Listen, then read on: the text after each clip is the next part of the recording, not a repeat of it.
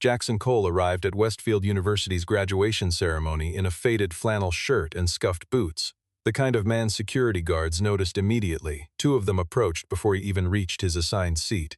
"Sir, you need to leave." The words cut through the celebratory noise like a blade. Jackson said nothing. He simply stood, weathered hands at his sides as they gripped his arms and walked him toward the exit doors. The auditorium fell quiet. Then, from the back rows, 10 men in navy dress whites rose to their feet simultaneously, and everyone thought they knew collapsed.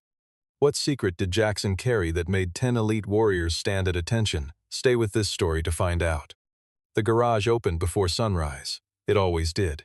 Cole's Auto Repair sat on the edge of Raleigh's industrial district, a modest concrete building with 2 bay doors and a hand-painted sign that had been fading for the better part of a decade. Jackson had never replaced the sign. He told himself it was because the business ran on reputation, not advertising, and that was true enough. But the deeper truth was that he simply did not think about the sign very often, because he did not spend much time thinking about appearances. He moved through the early morning the way he moved through most things. Quietly, efficiently, without ceremony. By 7 in the morning, he had already finished rotating the tires on a Ford pickup that had been sitting in Bay 1 since Tuesday, logged the invoice into his notebook by hand, and swept the oil-stained concrete floor with a push broom. His hands were dark with grease at the knuckles despite the gloves he wore, and he wiped them on a shop rag that had long ago stopped being any particular color. He looked at the wall clock above the workbench. 3 hours and 40 minutes. He had been watching that clock since 4 in the morning. There was a back room behind the garage, not much more than a utility room with a cot, a small bathroom, and a dresser that had belonged to his father. Jackson did not live there exactly, but he spent enough nights there that the distinction had blurred over the years. His actual house was 11 minutes away, a 2-bedroom ranch-style property with a yard that needed attention and a kitchen that cooked for one. He had bought it the same year he opened the garage. Both purchases had been practical decisions made by a man who was very good at making practical decisions and considerably less skilled at anything that required sitting still. He showered in the utility room, changed into his best flannel shirt, dark green, no fraying at the collar, pressed khaki trousers, and a pair of leather shoes he kept in a box specifically for occasions like this one. He stood in front of the small mirror above the bathroom sink for a long moment. What looked back at him was a man of 48 with a broad jaw, deeply set eyes, and a network of fine lines around his mouth that had come from years of squinting into difficult situations. There were 2 small scars on his left wrist. He did not look at them. On the passenger seat of his gray 3/4-ton truck sat a white envelope. Elijah had mailed it 3 weeks earlier from his campus apartment, along with a card that contained exactly one sentence written in his son's blocky, unhurried handwriting: "You just have to show up. That's all." Jackson had read it once, set it on the kitchen counter, and then read it 4 more times over the following days without admitting to himself that he was doing it. The envelope held 2 things: a graduation ceremony ticket for Section A, Row 3, Seat 14, and a printed copy of the program with Elijah's name highlighted in yellow marker. Jackson did not need the program. He had memorized the time, the location, the parking instructions, and the dress code within an hour of receiving the packet. Planning was not something he had ever needed to be taught. It was something that had been trained into him at a level deep enough that it no longer felt like a skill. It simply felt like breathing. He did not think much about what the day would look like beyond his son walking across a stage. He had no expectation of being recognized, no anticipation of conversation, no social agenda beyond finding seat 14 and being in it when Elijah's name was called. That was the mission. It always helped to reduce things to their essential objective. He turned the key in the ignition, pulled out of the gravel lot, and headed east on Tryon Street toward the university. Westfield University had been established in 1891 as a college of engineering and applied sciences, and over the following century it had grown into one of the most respected technical institutions in the southeastern United States. Its main campus occupied 160 acres of manicured grounds in the northern quarter of Raleigh, anchored at its center by Whitmore Auditorium, a building that seated 2,000 and had, in the past decade, undergone a renovation funded almost entirely by a single endowment. The name on the endowment was Harlow. It was also the name on the plaque beside the auditorium's main entrance, the science building's east wing, and the garden courtyard between the law library and the student union. The Harlow family had been connected to Westfield for 40 years. Margaret Harlow had been connected to it personally for 32. She arrived in a black sedan with tinted rear windows at 9:45, precisely 15 minutes before the doors opened to guests. Her assistant, a young woman named Giselle who had held the position for 11 months and had learned to anticipate Margaret's preferences with near-perfect accuracy, held an umbrella over her employer despite the fact that the morning sky was clear. Margaret did not comment on this. She accepted the consideration as a matter of course, the way people who have been accustomed to deference for long enough stop registering it as deference at all. She wore a steel blue suit with a single strand of pearls, her silver hair set in the precise style she had maintained for the better part of 2 decades. She was 63 years old, the widow of Robert Harlow, founder of Harlow Industries, a defense contracting firm that had employed 4,000 people at its peak, and she had served as chair of the Westfield University Board of Trustees for 3 consecutive terms. She was not a cruel woman. That was important to understand. She was a woman who had spent her entire adult life in environments where status was the primary organizing principle, and who had, over time, come to experience that principle not as a preference but as a natural law. She sorted people. She did so without malice and without much deliberation. It was simply how she processed the world. Cameron Brooks, the university's director of event security, met her at the entrance with a clipboard and a firm handshake. Cameron was 41, ex-law enforcement, and deeply attentive to the hierarchy of any room he entered. He had arranged the afternoon's security deployment. 4 permanent staff, 6 contracted additions, and 2 individuals he had brought in specifically for the VIP and reserved seating sections. A pair named Hunter Briggs and Connor Walsh, both former private sector security, both recommended through a contact Margaret's office had used before. Cameron had reviewed the seating chart personally. Section A, the front 12 rows, was designated for families of honor graduates, board members, and invited faculty. The rest of the auditorium filled in from sections B through F with the standing room gallery above. It was a system Margaret had approved, as she approved most systems that touched the event's presentation.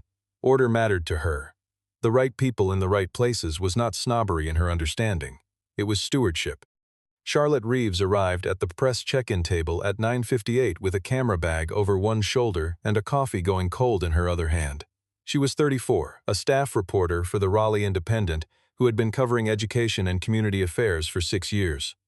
The assignment that morning was a feature on the graduating class's top engineering students, 3 of whom had already accepted positions with national firms, one of whom had turned down a corporate offer to start a nonprofit. Good stories, clean narratives. She collected her press lanyard, found a position near the left aisle of Section C where she had a clean sightline to both the stage and the main floor, and set up her equipment with the practiced economy of someone who had done this in crowded rooms many times. She was not expecting anything unusual. Graduations were, in her experience, reliably predictable, which was why the story she would end up filing that afternoon would still feel, years later, like something that had happened in a dream. Jackson found the parking lot without difficulty and walked to the main entrance through a stream of families dressed for the occasion. He did not draw attention in the way a person who felt out of place might. There was no hesitation in his stride, no self-conscious touching of his collar. He simply walked the way he walked everywhere, with his weight balanced evenly, his pace measured, his eyes moving in the relaxed but continuous scan of a man who had learned, in contexts that no longer applied to his current life, never to stop reading a room. He held his envelope at his side and joined the line at the entrance check. The first point of friction was small and almost unremarkable. A young door attendant, new to the job and visibly nervous, misread the section code on Jackson's ticket and directed him towards Section C. Jackson looked at the ticket, then at the door attendant, and calmly pointed out the discrepancy. The young man apologized, checked his chart again, and confirmed that yes, row 3, Section A was correct. He walked Jackson toward the proper entrance. That was where Hunter Briggs was standing. Hunter was 6'2", with a military-cut hairline and a posture that communicated authority without requiring words. He had worked private security for 7 years after a brief and unremarkable career in law enforcement, and he had developed in that time a set of instincts that he trusted entirely and examined rarely. He saw Jackson from 20 feet away.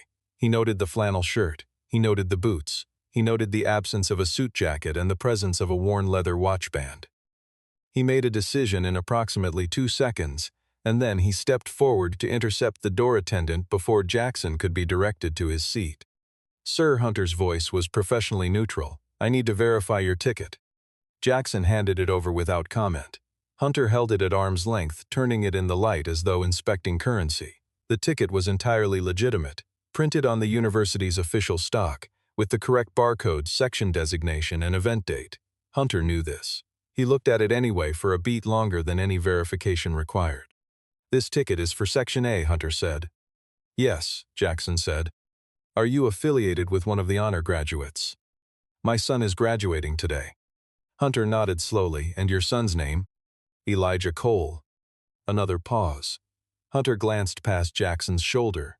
A subtle gesture, but Charlotte Reeves, watching from 30 feet away with her camera hanging at her side, caught it.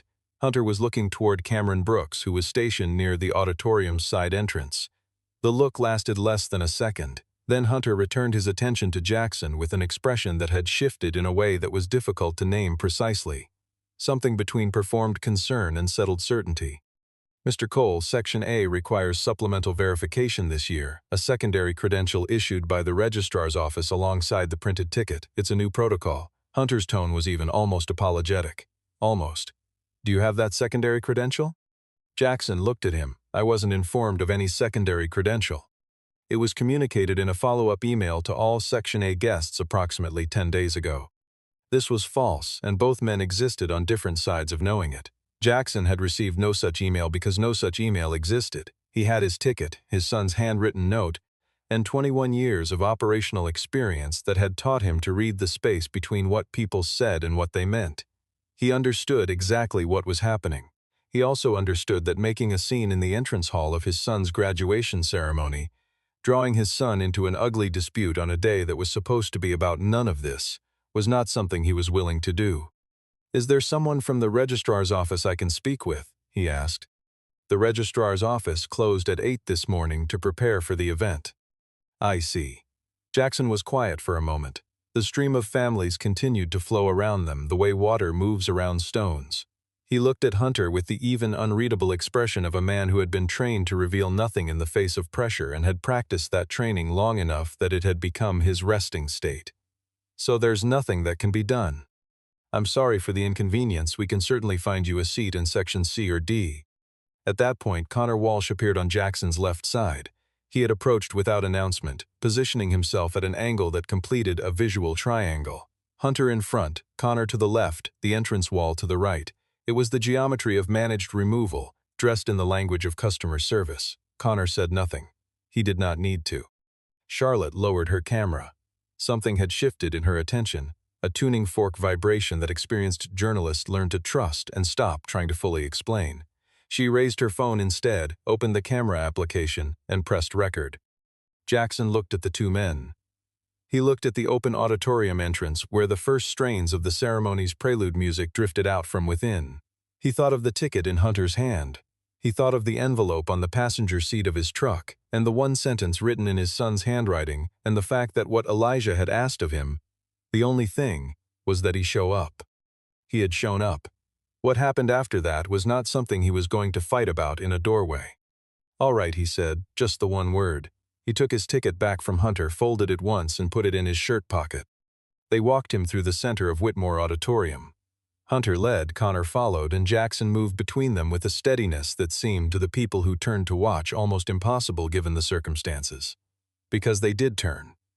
The auditorium was filling. Perhaps 800 people already in their seats, and the human instinct to notice a disruption in a crowd is primal and immediate. Heads swiveled. Conversations dropped to murmurs.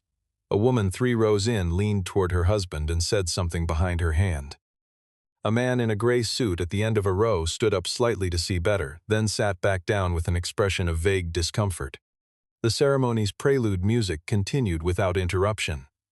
A string quartet arrangement of something classical played through the hall's speaker system, delicate and unhurried, entirely indifferent to what was moving through the aisles below it. That contrast, the lightness of the music against the weight of what was happening on the floor, was the detail that would stay with Charlotte longest in the months that followed.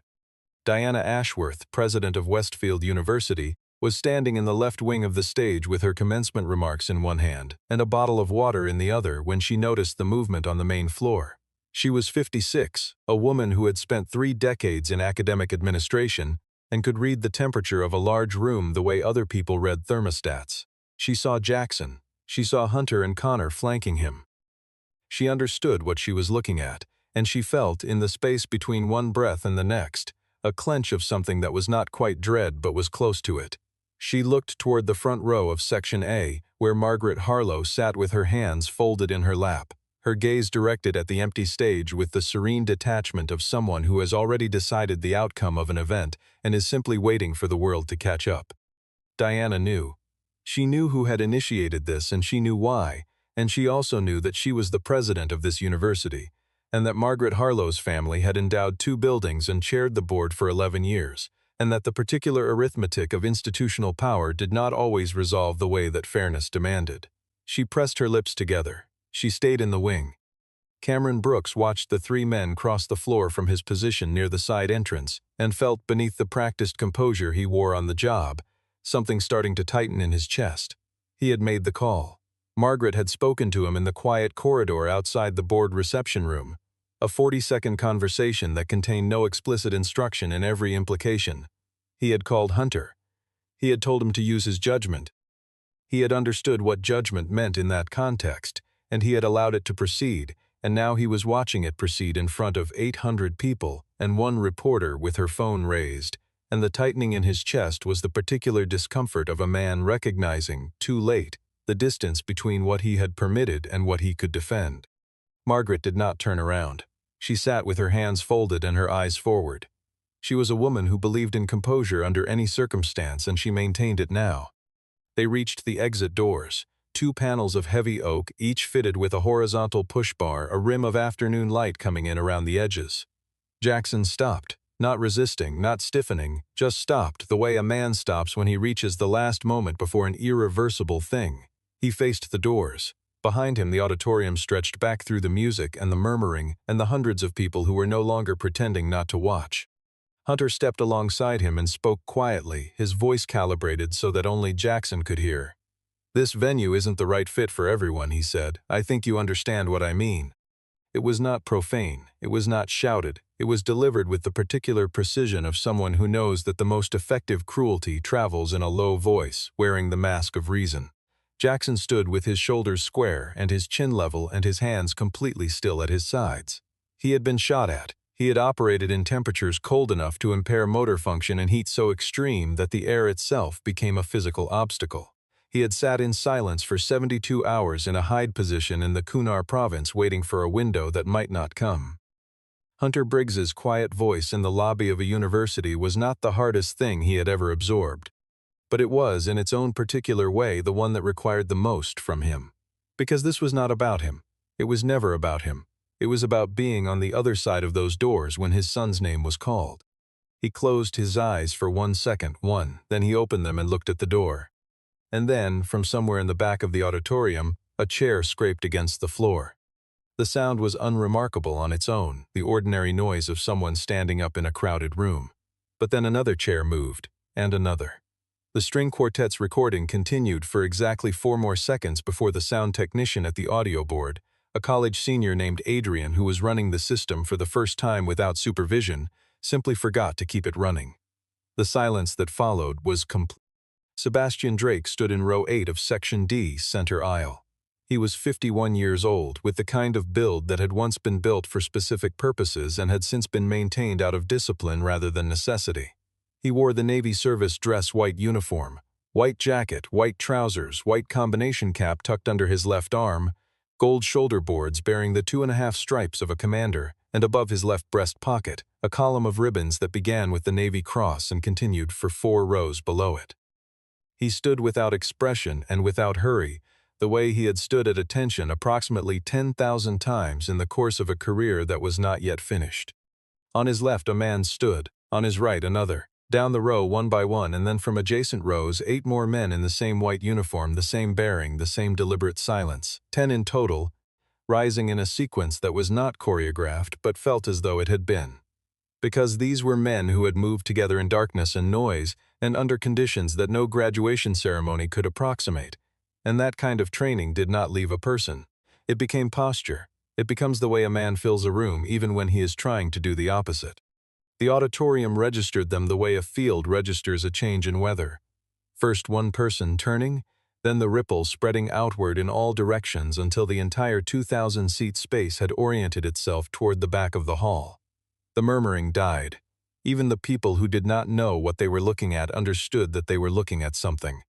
Sebastian walked out of his row and into the center aisle. His footsteps on the polished concrete floor were the only sound in the building. He walked forward 8 rows without rushing, stopped and turned to face the front of the hall, toward the exit doors, toward Hunter and Connor, toward Jackson, who had not yet moved. When Sebastian spoke, he did not raise his voice. He did not need to. The acoustics of Whitmore Auditorium were excellent, and he had spent 2 decades giving orders in environments where a raised voice was a liability rather than an asset. "I apologize for the interruption," he said. The words were formal and unhurried. "My name is Sebastian Drake. I am a commander in the United States Navy, currently assigned to Naval Special Warfare Development Group." He paused. The silence held. "The man standing at those doors is Commander Jackson Cole, United States Navy, retired. He served for 21 years. He was a member of Naval Special Warfare, what most people know as the Navy SEALs, for 16 of those years."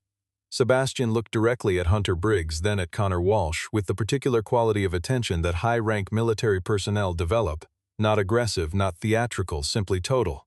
"He is here today because his son is graduating from this university. That is the only reason. And I would like to say a few things about him, if this room will allow it." No one said it would not. Sebastian turned his gaze toward the assembled families, the faculty, the rows of waiting guests. When he spoke again, his voice carried the weight of specific memory rather than eulogy. In 2004, Jackson Cole led a 4-man element into Helmand Province under conditions that the mission brief had classified as extremely high risk. They were extracting a wounded intelligence officer who had been cut off from his team for 36 hours. The mission was completed. Everyone came home. Jackson received a commendation. He did not mention it to anyone outside the unit. "That was the first time I served alongside him." He was quiet for a moment, letting the arithmetic of the story settle. 36 hours, 1 man cut off, 4 going in to bring him out, before he continued. "In 2009, there was an operation in Kunar Province, Afghanistan, that was designated classified for 11 years and has since been partially declassified under the name Operation Hollow Ridge. I am permitted to speak about it in general terms. A group of 12 American civilians, journalists, aid workers, and 2 members of a humanitarian medical team had been taken by an armed faction and were being held in a compound in a valley with 1 approach corridor and no viable extraction point from the air. The assessment from command was that a ground insertion was possible but carried what was documented as an unacceptably high probability of casualties on both sides. Jackson Cole reviewed the assessment.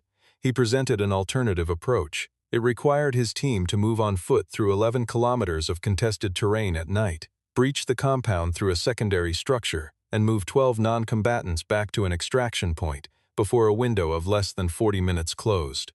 Sebastian stopped again. In the auditorium, no one moved. Jackson was shot twice during the breach, once in the left shoulder, once in the upper right thigh.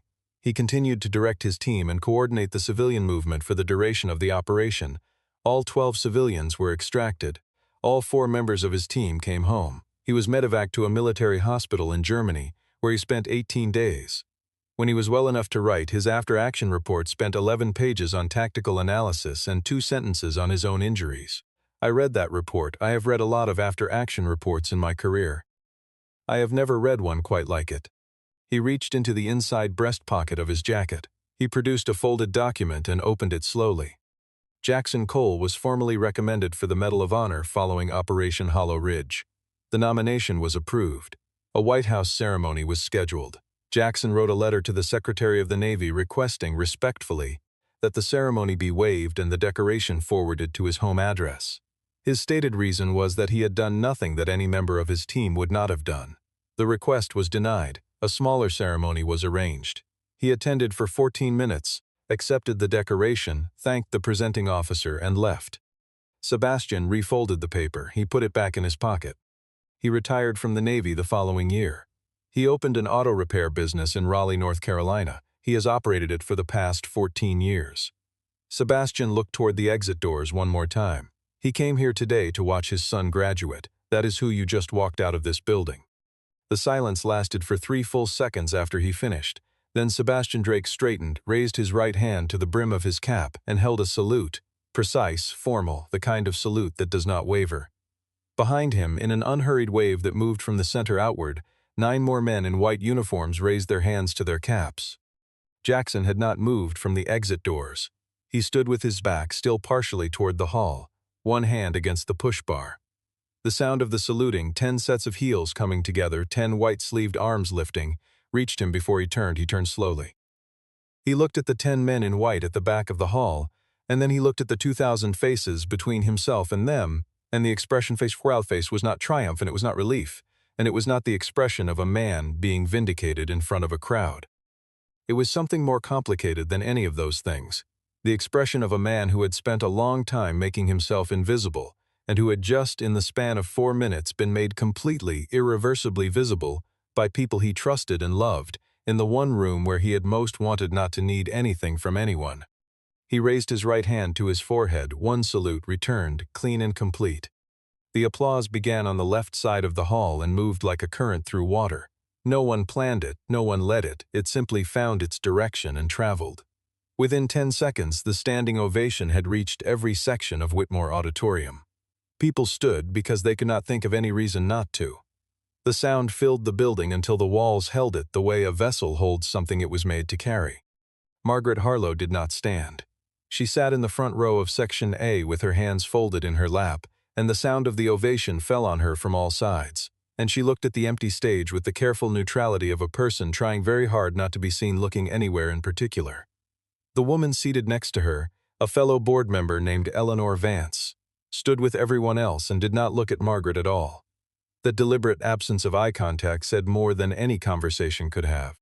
Cameron Brooks had stepped back against the side wall. His clipboard was under his arm. He was looking at the floor. Diana Ashworth walked out from the stage wing. She did not take the podium. She simply walked down the 3 steps at the side of the stage and across the main floor toward the exit doors, moving with the purposeful calm of someone who has arrived at a decision and intends to act on it before she can second-guess herself. She reached Jackson while the applause was still ongoing and stopped in front of him. She was a head shorter than he was. She looked up at him without flinching. "Commander Cole," she said. Her voice was steady, though the people closest to them could hear the effort in that steadiness. "I owe you an apology on behalf of this institution. What happened tonight should not have happened, and I am sorry that it did." She extended her hand. "There is a seat in the front row of Section A on the aisle that I would like very much for you to take." Jackson shook her hand. "Any seat is fine." That was all he said. 4 words. Diana Ashworth would quote them verbatim in the public statement she released the following morning, and in every subsequent interview, because she understood, as people do when they encounter something genuine, that the right response to the moment was to let it speak without addition.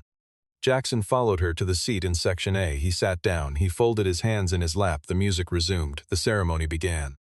Hunter Briggs and Connor Walsh were summoned by Cameron Brooks to a corridor off the east wing before the opening remarks had concluded. There was no raised voice. Cameron was not the kind of man who raised his voice when he was genuinely concerned. He was the kind of man who got very quiet, and he was very quiet that morning in the corridor outside Whitmore Auditorium.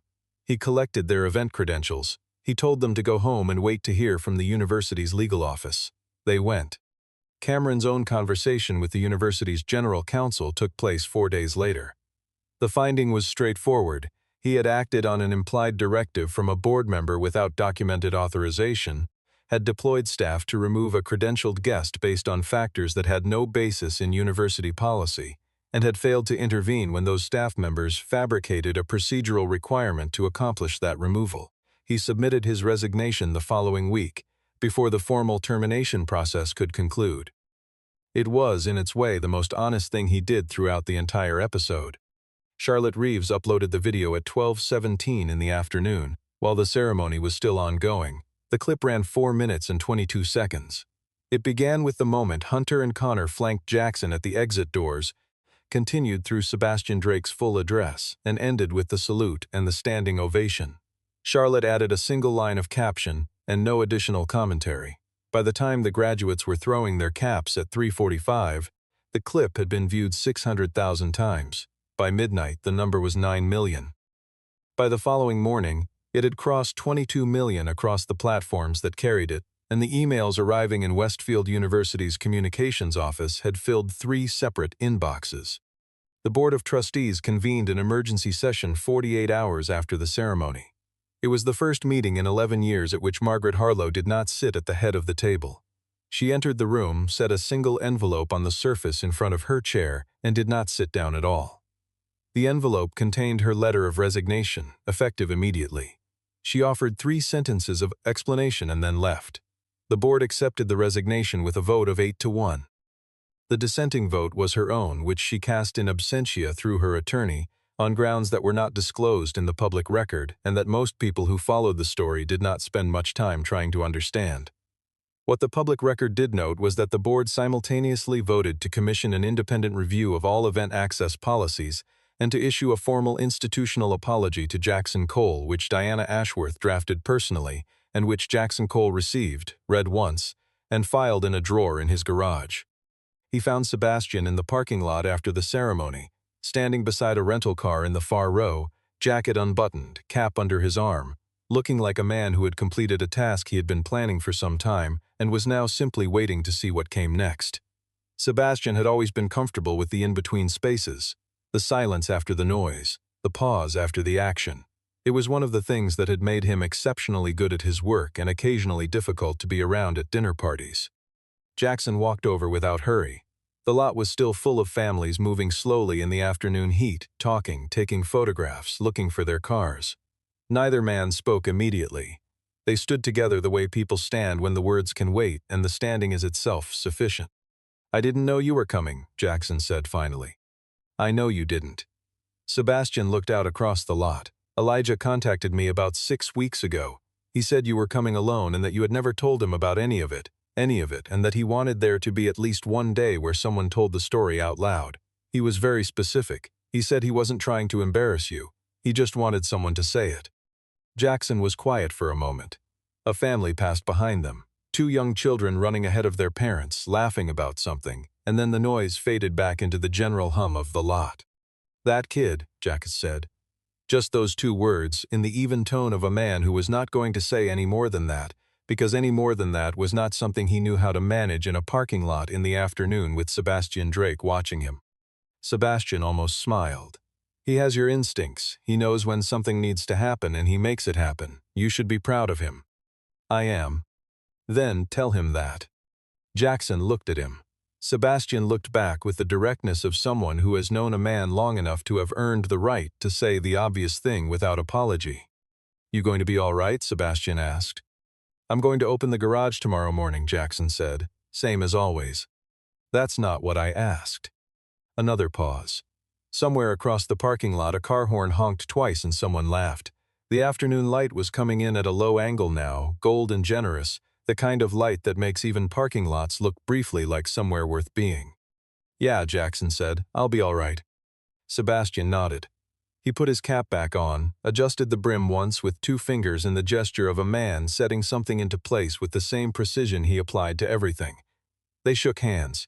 Not the brief social handshake of acquaintance, but the grip of people who have stood in the same darkness and come back from it, which is a different thing entirely. Jackson walked back to his truck. He sat in the driver's seat for a moment without starting the engine. Through the windshield, the last of the families were filtering out of the lot. The graduating class had dispersed into the ordinary afternoon.